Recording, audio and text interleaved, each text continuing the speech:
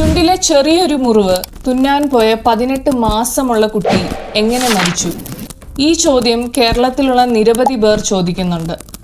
ഉത്തരം കിട്ടുമോ എന്ന് നോക്കാം. Welcome to my channel unfiltered by doctor ഐഷ്.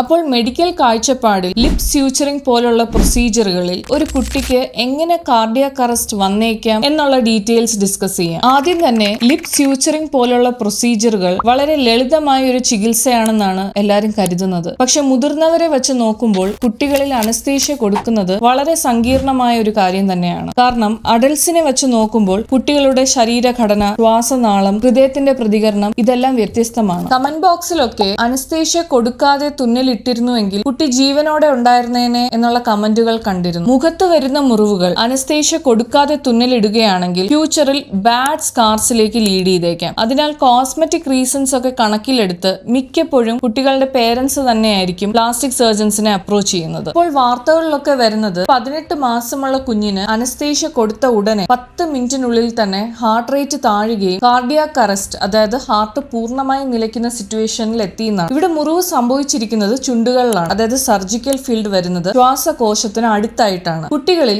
സർജറിക്കിടയിൽ ശ്വാസതടസ്സം ഉണ്ടായാൽ മുതിർന്നവരെ വെച്ച് നോക്കുമ്പോൾ വളരെ വേഗത്തിലാണ് പല എമർജൻസിയിലേക്കും എത്തുന്നത്. കാരണം കുട്ടികളിൽ ഓക്സിജൻ റിസർവ് വളരെ കുറവാണ്. മുതിർന്നവരിൽ ശ്വാസതടസ്സം ഉണ്ടായാലും കുറച്ചു നേരത്തേക്കുള്ള ഓക്സിജൻ റിസർവിൽ നിന്ന് കിട്ടും, പക്ഷെ അത് കുട്ടികളിൽ കിട്ടില്ല. അതുപോലെ തന്നെ മുതിർന്നവരെ വെച്ച് നോക്കുമ്പോൾ കുട്ടികളുടെ ശ്വാസകോശം ഇടുങ്ങിയതാണ്. മാത്രവുമല്ല കുട്ടികളിലുള്ള ഓക്സിജൻ കൺസംഷൻ അല്ലെങ്കിൽ ഓക്സിജന്റെ ആവശ്യകത മുതിർന്നവരെ വെച്ച് നോക്കുമ്പോൾ കൂടുതലാണ്. സർജറിക്കിടയിൽ ഉണ്ടാവുന്ന ബ്ലഡ് സെക്രീഷൻസ് ഇതൊക്കെ ശ്വാസകോശത്തിലേക്ക് എത്തിയാൽ ശ്വാസതടസ്സം വളരെ പെട്ടെന്നാണ് ഡെവലപ്പ് ചെയ്യുന്നത്. അങ്ങനെ ഗുരുതരമായി ഉണ്ടാവുന്ന ഓക്സിജൻ കുറവ് ബ്രാഡിക്കാർഡി എന്നൊരു കണ്ടീഷൻ, അതായത് ഹാർട്ട് റേറ്റ് കുറയുന്ന ഒരു കണ്ടീഷനിലേക്ക് എത്തുകയും 1-2 മിനിറ്റിനുള്ളിൽ ആ കണ്ടീഷൻ മാനേജ് ചെയ്തില്ലെങ്കിൽ ബോഡി കാർഡിയാക് അറസ്റ്റിലേക്ക് പോവുകയും ചെയ്യും. അനസ്തേഷ്യയുടെ മറ്റു കോംപ്ലിക്കേഷൻസ് എന്തെന്നാൽ ഒന്നാമത്തെ ലാരിംഗോസ്പാസം, അതായത് തൊണ്ടയിലെ പ്രവേശന ഭാഗം കംപ്ലീറ്റ് ആയിട്ട് ക്ലോസ് ആവുകയും അത് ശ്വാസതടസ്സം ഉണ്ടാക്കുകയും ചെയ്യുന്നു. പിന്നെ അനഫിലാക്സിസ്, അതായത് അലർജി. അനസ്തെറ്റിക് ഡ്രഗ്സിനോടുള്ള അലർജി കാരണം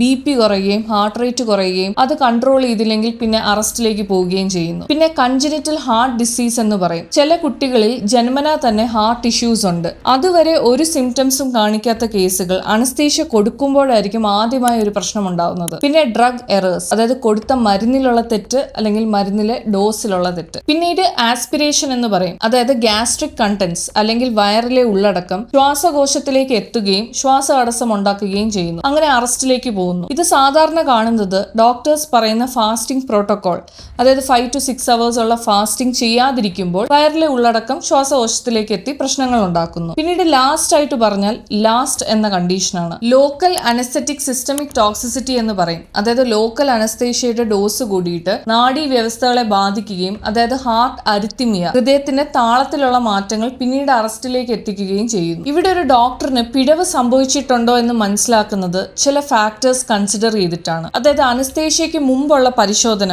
ശരിയായിരുന്നോ, കുട്ടി ഫാസ്റ്റിംഗ് നിർദ്ദേശങ്ങളൊക്കെ പാലിച്ചിരുന്നോ, കൊടുത്ത മരുന്നുകളും അതിന്റെ ഡോസുകളും ശരിയായിരുന്നോ, ECG, പൾസ്, BP പോലത്തെ മോണിറ്ററിംഗ് കൃത്യമായി ചെയ്തിരുന്നോ, കാർഡിയാക് അറസ്റ്റ് സംഭവിച്ച സമയത്ത് CPR കൊടുക്കുകയും എയർവേ മാനേജ്മെന്റ് ചെയ്യുകയും ഒക്കെ ചെയ്തിരുന്നോ. ഇതും ബേസ് ചെയ്ത് മെഡിക്കൽ ബോർഡിന്റെയും പോസ്റ്റ്മോർട്ടം ഫൈൻഡിങ്സും ബേസ് ചെയ്താണ് ഒരു കൺക്ലൂഷനിലേക്ക് എത്തുന്നത്. നടന്നത് തീർത്തും ദൗർഭാഗ്യകരമായ ഒരു കാര്യം തന്നെയാണ്. പക്ഷെ ഒരു രോഗി മരിച്ചതുകൊണ്ട് മാത്രം മെഡിക്കൽ നെഗ്ലിജൻസ് നടന്നു എന്ന് പറയാൻ പറ്റില്ല. പാലിക്കേണ്ടിയിരുന്ന ചികിത്സാ നിലവാരം പാലിക്കാതെയും ഒഴിവാക്കാനാവുന്ന ഒരു പിഴവ് സംഭവിക്കുകയും അത് രോഗിക്ക് ദോഷമായി മാറുകയും ചെയ്യുമ്പോഴാണ് മെഡിക്കൽ നെഗ്ലിജൻസ് എന്ന് പറയുന്നത്. ഇനി ബാഡ് മെഡിക്കൽ ഔട്ട്കം എന്ന് വെച്ചാൽ എന്താണ്? അതായത് ചികിത്സയിലെ എല്ലാ മാനദണ്ഡങ്ങളും കൃത്യമായി പാലിച്ചിട്ടും രോഗത്തിന്റെ തീവ്രത കൊണ്ടോ ശരീരത്തിന്റെ അപ്രതീക്ഷിതമായിട്ടുള്ള പ്രതികരണം കൊണ്ടോ രോഗിക്കുണ്ടായ ദോഷം. ഇനി ഓർത്തിരിക്കേണ്ട ചില കാര്യങ്ങളുണ്ട്. ഓരോ മരണവും മെഡിക്കൽ നെഗ്ലിജൻസ് അല്ല, ഓരോ കോംപ്ലിക്കേഷനും ഒരു ഡോക്ടറിന്റെ പിഴവല്ല. എന്നാൽ എല്ലാ ഡോക്ടർമാരും തെറ്റുകാരല്ല എന്ന് പറയാനും പറ്റില്ല. ഒരു മെഡിക്കൽ സംഭവം നടന്നാൽ, പ്രത്യേകിച്ച് ജീവൻ നഷ്ടപ്പെടുന്ന ഒരു സാഹചര്യം ഉണ്ടായാൽ അതിന്റെ വേദന